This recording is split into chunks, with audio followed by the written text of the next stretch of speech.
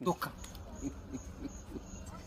ndi mu modoka kandi mbabara rwose udatuma nkora impanuka rwose pe ndabona ndi murambutiya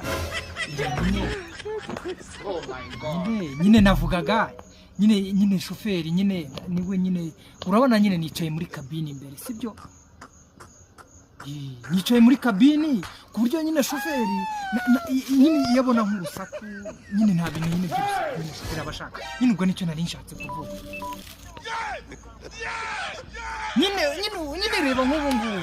nyine reba nk'ubu turimo kuvugana shoferi ari iruhande rwanjye kandi shoferi nawe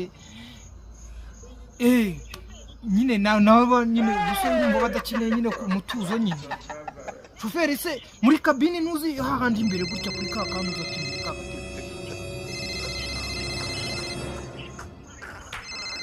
nyine ako sheri nawe urangura reka ramubwize ukuri